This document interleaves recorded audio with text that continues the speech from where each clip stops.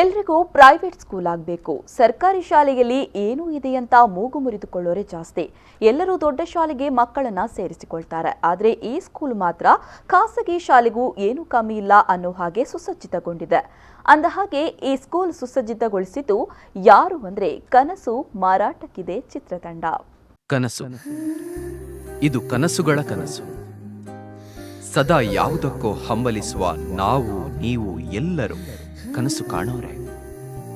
ಒಂದೆಡೆ ನೋವು, ಮತ್ತೊಂದೆಡೆ ಭರವಸೆ. ಇದೆಲ್ಲದರ ಮಧ್ಯೆ ನಮ್ಮೆಲ್ಲರ ಕನಸಿನ ಮಾರುಕಟ್ಟೆ ತೆರೆದಿದೆ ನೋಡಿ. ಈಗಾಗಲೇ ಕನ್ನಡ ಚಿತ್ರರಂಗದಲ್ಲಿ ಟೈಟಲ್ ಮೂಲಕವೇ ಸುದ್ದಿಯಲ್ಲಿರೋ ಸಿನಿಮಾ ಕನಸು ಮಾರಾಟಕ್ಕಿದೆ. ಪ್ರೇಕ್ಷಕರಲ್ಲಿ ಕುತೂಹಲ ಹುಟ್ಟುಹಾಕಿದ ಕನಸು ಮಾರಾಟಕ್ಕಿದೆ ಸಿನಿಮಾದ ಶೂಟಿಂಗ್ ಕಂಪ್ಲೀಟ್ ಆಗಿದ್ದು ಶೀಘ್ರವಾಗಿ ಬೆಳ್ಳಿತೆರೆಯಲ್ಲಿ ಕಾಣಿಸಿಕೊಳ್ಳಲಿದೆ.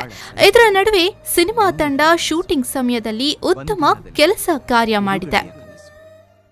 ದಕ್ಷಿಣ ಕನ್ನಡ ಜಿಲ್ಲೆಯ ಬೆಳ್ತಂಗಡಿ ತಾಲೂಕಿನ ಮಿತ್ತಬಾಗಿಲು ಎಂಬ ಸರ್ಕಾರಿ ಶಾಲೆಯಲ್ಲಿ ಚಿತ್ರೀಕರಣ ನಡೆಸಿದ ಚಿತ್ರತಂಡವು ಇದೀಗ ಶಾಲಾ ಚಿತ್ರಣವನ್ನೇ ಬದಲಿಸಿದೆ.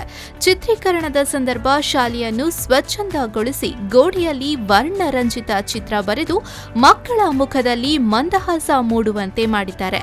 ಸಿನಿಮಾದ ಚಿತ್ರೀಕರಣದ ಮುಕ್ತಾಯಗೊಳ್ಳುತ್ತಿದ್ದಂತೆ ಶಾಲೆಯ ಚಿತ್ರಣವೇ ಬದಲಾಗಿ ಮಧುವಣ ಗಿತ್ತಿಯಂತೆ ಶೃಂಗಾರಗೊಂಡಿದೆ.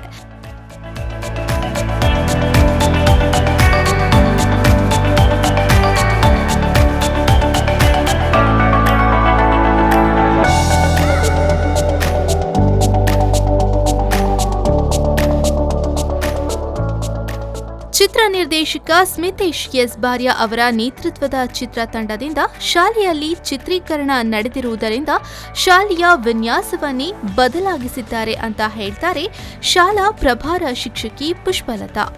ಕಳೆದ ಸೆಪ್ಟೆಂಬರ್ ತಿಂಗಳಲ್ಲಿ ಸ್ಮಿತೇಶ್ ಬಾರ್ಯ ನೇತೃತ್ವದ ಕನಸು ಮಾರಾಟಕ್ಕಿದೆ ತಂಡದಿಂದ ನಮ್ಮ ಶಾಲೆಯಲ್ಲಿ ಕನಸು ಮಾರಾಟಕ್ಕಿದೆ ಅಂತ ಹೇಳುವಂಥ ಒಂದು ಚಿತ್ರದ ಚಿತ್ರೀಕರಣ ಆಯಿತು. ಈ ಚಿತ್ರೀಕರಣದಿಂದಾಗಿ ನಮ್ಮ ಶಾಲೆಯ ಫುಲ್ ಒಂದು ಇನ್ಫ್ರಾಸ್ಟ್ರಕ್ಚರೇ ಚೇಂಜ್ ಆಗಿದೆ. ಈ ಚಿತ್ರೀಕರಣ ತಂಡದವರು ನಮ್ಮ ಶಾಲೆಗೆ ಸುಣ್ಣ ಬಣ್ಣವನ್ನು ಪೇಂಟಿಂಗನ್ನು ಮಾಡಿಸಿದ್ದಾರೆ. ನಮ್ಮ ಶಾಲೆಯ ಗೋಡೆಯನ್ನು ವರ್ಲಿ ಆರ್ಟ್ನಿಂದ ಅಂದಗೊಳಿಸಿದ್ದಾರೆ. ಇದರಿಂದಾಗಿ ನಮ್ಮ ಶಾಲೆಗೆ ಬಂದಂತಹ ಎಲ್ಲರೂ ಕೂಡ ಯಾವುದೇ ಅಧಿಕಾರ ವರ್ಗ ಬಂದರೂ ಕೂಡ ನಮ್ಮ ಶಾಲೆಯನ್ನು ತುಂಬ ಚೆನ್ನಾಗಿ ಅವರು ಹೊಗಳಿ ಹೋಗ್ತಾ ಇದ್ದಾರೆ. ಈ ಒಂದು ಚಿತ್ರೀಕರಣ ಆದದ್ರಿಂದ ಬೇರೆ ಬೇರೆ ಊರಿನ ದಾನಿಗಳು ಕೂಡ ನಮ್ಮ ಶಾಲೆಗೆ ಹಲವಾರು ರೀತಿಯಲ್ಲಿ ನೆರವನ್ನು ನೀಡಿದ್ದಾರೆ.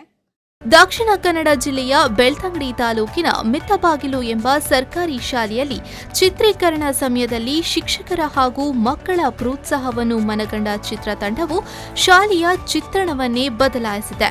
ಶಾಲೆಯನ್ನು ಸ್ವಚ್ಛಂದಗೊಳಿಸಿ ಗೋಡೆಯಲ್ಲಿ ವರ್ಣರಂಜಿತ ಚಿತ್ರದ ಮೂಲಕ ಶಾಲೆಯ ವಾತಾವರಣವೇ ಬದಲಾಗಿದೆ.